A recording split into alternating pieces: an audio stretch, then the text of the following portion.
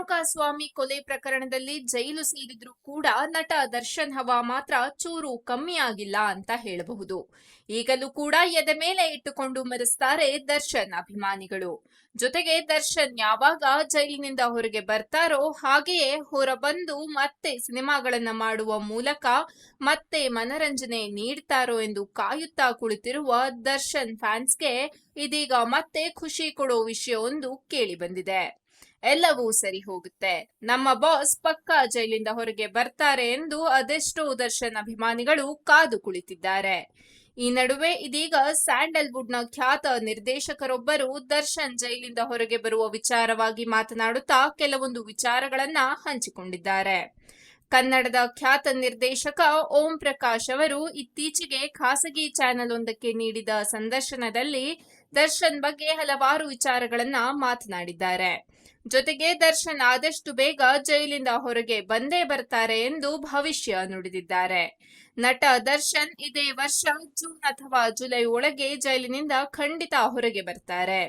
3-4 ತಿಂಗಳಲ್ಲಿ ಅವರು ಬರುವುದು ಪಕ್ಕಾ ಎಂದು ಹೇಳಿದ್ದಾರೆ. ಜೊತೆಗೆ ನನ್ನ ಮಾತು ನಿಜವಾಗುತ್ತೆ, ಆ ನಂಬಿಕೆ ನನಗೆ ಇದೆ ಎಂದು ನಿರ್ದೇಶಕ ಓಂ ಪ್ರಕಾಶ್ ಹೇಳಿದ್ದಾರೆ.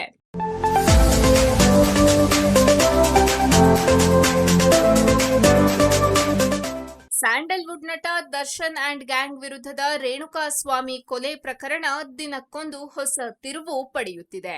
ಈ ಭೀಕರ ಕೊಲೆ ಪ್ರಕರಣದ ತನಿಖೆ ನಡೆಸಿದ ಅಧಿಕಾರಿಯನ್ನೇ ಈಗ ಆರೋಪಿಯನ್ನಾಗಿ ಮಾಡಬೇಕು ಎನ್ನುವ ವಿಚಿತ್ರ ಹಾಗೂ ಅಚ್ಚರಿಯ ಬೇಡಿಕೆಯೊಂದು ನ್ಯಾಯಾಲಯದ ಮುಂದೆ ಬಂದಿದೆ.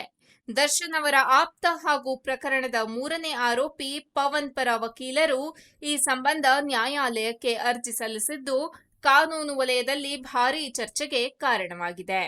ರೇಣುಕಾಸ್ವಾಮಿ ಕೊಲೆ ಪ್ರಕರಣದ ತನಿಖಾಧಿಕಾರಿಯಾಗಿರುವ ಗಿರೀಶ್ ನಾಯಕ್ ಅವರು ಈ ಪ್ರಕರಣದಲ್ಲಿ ಸುಳ್ಳು ಸಾಕ್ಷ್ಯಗಳನ್ನ ಸೃಷ್ಟಿಸಿದ್ದಾರೆ ಎಂಬ ಗಂಭೀರ ಆರೋಪವನ್ನ ಆರೋಪಿ ಪವನ್ ಪರ ವಕೀಲ ಸುಧನ್ವಾ ವಾದ ಮಾಡಿದ್ದಾರೆ. ಈ ಹಿನ್ನೆಲೆಯಲ್ಲಿ ಸಿಆರ್ಪಿಸಿ ಸೆಕ್ಷನ್ 310 ಮತ್ತು 319 ಅಡಿಯಲ್ಲಿ ನ್ಯಾಯಾಲಯಕ್ಕೆ ಅರ್ಜಿ ಸಲ್ಲಿಸಿರುವ ಅವರು ತನಿಖಾಧಿಕಾರಿ ಗಿರೀಶ್ ನಾಯಕ್ ಅವರನ್ನ ಈ ಪ್ರಕರಣದಲ್ಲಿ 18ನೇ ಆರೋಪಿ ಎಂದು ಪರಿಗಣಿಸಬೇಕು ಎಂದು ಕೋರಿದ್ದಾರೆ. ಸಾಮಾನ್ಯವಾಗಿ ಆರೋಪಿಗಳ ಪಟ್ಟಿಗೆ ಹೊಸಬರನ್ನ ಬಳಸುವ ಈ ಕಾಯ್ದೆಯನ್ನ ತನಿಖೆ ನಡೆಸಿದ ಪೊಲೀಸ್ ಅಧಿಕಾರಿಯ ವಿರುದ್ಧವೇ ಪ್ರಯೋಗಿಸಲು ವಕೀಲರು ಮುಂದಾಗಿರುವುದು ಕುತೂಹಲ ಮೂಡಿಸಿದೆ.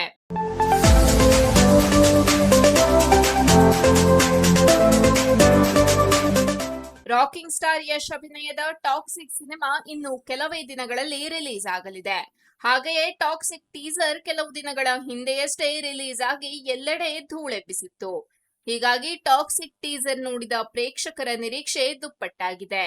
ಈ ಮಧ್ಯೆ ಇಂದು ಟಾಕ್ಸಿಕ್ ಸಿನಿಮಾದ ಮೊದಲ ಹಾಡು ಕೂಡ ರಿಲೀಸ್ ಆಗಿ ಈ ಸಿನಿಮಾದ ಮೇಲಿನ ನಿರೀಕ್ಷೆಯನ್ನ ಇನ್ನಷ್ಟು ಹೆಚ್ಚಿಸಿದೆ.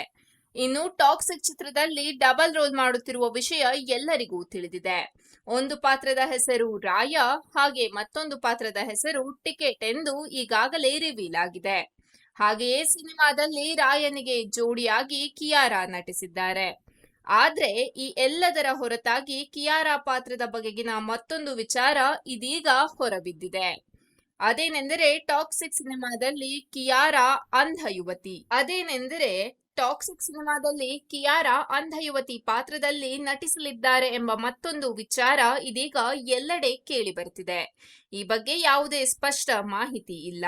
ಇದು ಕೇವಲ ಜನ ಸಾಮಾಜಿಕ ತಾಣದಲ್ಲಿ ನೀಡುತ್ತಿರುವ ತಮ್ಮ ಅಭಿಪ್ರಾಯಗಳು. ಇನ್ನು ಈ ರೀತಿಯಾದ ಮಾತು ಹೊರಬಿದ್ದ ಬಳಿಕ ಚಿತ್ರತಂಡ ರಿವೀಲ್ ಮಾಡಿದ ಪೋಸ್ಟರ್ ಕೂಡ ಆ ಮಾತಿಗೆ ಹೋಲಿಕೆಯಂತೆ ಕಾಣುತ್ತಿದೆ ಎಂಬ ಮಾತುಗಳು ಕೂಡ ಇದೀಗ ಜೋರಾಗಿಯೇ ಕೇಳಿ ಬರ್ತಿದೆ. ಈ ಹಿಂದೆ ನಾಡಿಯಾ ಪಾತ್ರ ಪರಿಚಯಿಸಿ ಬಿಟ್ಟಿದ್ದ ಫಸ್ಟ್ ಲುಕ್ ಪೋಸ್ಟರ್ನಲ್ಲಿ ಮತ್ತು ಇದೀಗ ರಿಲೀಸ್ ಮಾಡಿರುವ ತಬಾಹಿ ಸಾಂಗ್ ಫೋಟೋದಲ್ಲಿ ಕೂಡ ಕಿಯಾರಾ ಕಣ್ಣುಗಳನ್ನ ಸೂಕ್ಷ್ಮವಾಗಿ ಗಮನಿಸಿದರೆ ಈ ಮಾತು ನಿಜ ಎಂದು ಅನಿಸುತ್ತದೆ.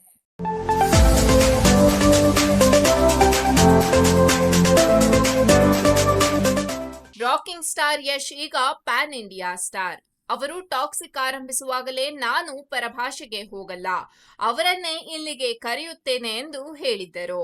ಈ ಮಾತನ್ನು ನಿಜ ಮಾಡಿದ್ದಾರೆ. ಈಗ ಟ್ರೇಲರ್ ಲಾಂಚ್ ಇವೆಂಟ್ ಬೆಂಗಳೂರಲ್ಲೇ ನಡೆಯುತ್ತಿದ್ದು ದೇಶ ವಿದೇಶದ ಪತ್ರಕರ್ತರು ಆಗಮಿಸುವ ನಿರೀಕ್ಷೆ ಇದೆ. ಆದರೆ ಈ ವಿಷಯದಲ್ಲಿ ಅಭಿಮಾನಿಗಳಿಗೆ ನಿರಾಸೆ ಕಾದಿದೆ. ರಾಕಿಂಗ್ ಸ್ಟಾರ್ ಯಶ್ ಅವರು KGF 2 ಚಿತ್ರದ ಮೂಲಕ ಪ್ಯಾನ್ ಇಂಡಿಯಾ ಸ್ಟಾರ್ ಆಗಿ ಹೊರಹೊಮ್ಮಿದರು. ಆ ಬಳಿಕ ಅವರು ಕೈಗೆತ್ತಿಕೊಂಡ ಚಿತ್ರ ಎಂದರೆ ಟಾಕ್ಸಿಕ್. ಈ ಚಿತ್ರಕ್ಕಾಗಿ ಫ್ಯಾನ್ಸ್ ಬರೋಬ್ಬರಿ 4 ವರ್ಷ ಕಾದಿದ್ದಾರೆ. ಈ ಚಿತ್ರಕ್ಕೆ ಸರಿಯಾಗಿ ಪ್ರಚಾರ ಕೊಡಲಾಗುತ್ತಿಲ್ಲ ಎಂಬ ಬಗ್ಗೆ ಅಭಿಮಾನಿಗಳಿಗೆ ಬೇಸರವಿದೆ. ಈಗ ಟ್ರೇಲರ್ ಲಾಂಚ್ ಮೂಲಕ ಜನರನ್ನ ಸೆಳೆದುಕೊಳ್ಳಲು ಯಶ್ ರೆಡಿಯಾಗಿದ್ದಾರೆ. ಯಶ್ ಪ್ಲಾನ್ ಪ್ರಕಾರ ಫೆಬ್ರವರಿ 8ರಂದು ಟ್ರೇಲರ್ ಲಾಂಚ್ ಇವೆಂಟ್ ಬೆಂಗಳೂರಲ್ಲೇ ನಡೆಯಲಿದೆ. ಕರ್ನಾಟಕದ ಪತ್ರಕರ್ತರ ಜೊತೆ ಬೇರೆ ಬೇರೆ ಭಾಷೆಯ ಪತ್ರಕರ್ತರು ಇದಕ್ಕೆ ಹಾಜರಿ ಹಾಕುವ ನಿರೀಕ್ಷೆ ಇದೆ.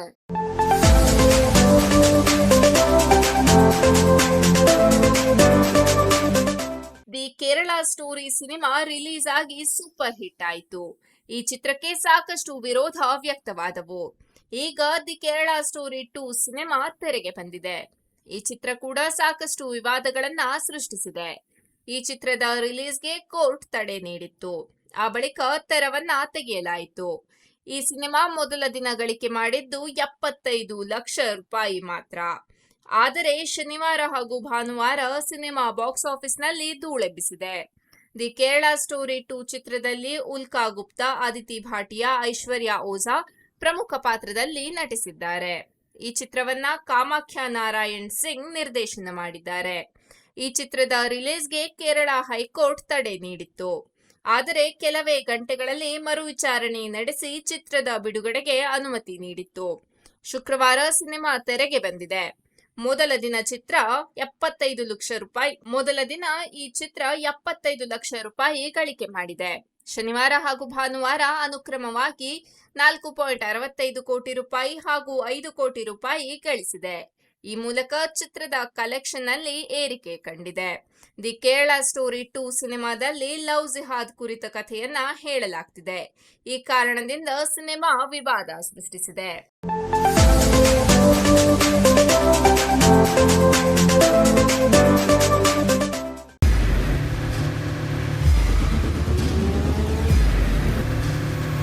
ಪ್ರಜಾಮಾರ್ಗ ನ್ಯೂಸ್, ಇದು ಜನಸಾಮಾನ್ಯರ ಧ್ವನಿ. ನಮಸ್ಕಾರ. ನೀವು ನೋಡ್ತಾ ಇದ್ದೀರಾ ಪ್ರಜಾಮಾರ್ಗ ನ್ಯೂಸ್. ರಾಷ್ಟ್ರದ ರಾಜ್ಯದ ರಾಜಕೀಯದ ಬಗ್ಗೆ ಹೆಚ್ಚಿನ ಸಿನಿಮಾ ಅಪ್ಡೇಟ್ಗಳಿಗಾಗಿ ಫಸ್ಟ್ ಲೈಕ್ ಮಾಡಿ, ಸಬ್ಸ್ಕ್ರೈಬ್ ಆಗಿ, ಹಾಗೆ ಫಾಲೋ ಕೂಡ ಮಾಡಬೇಕು.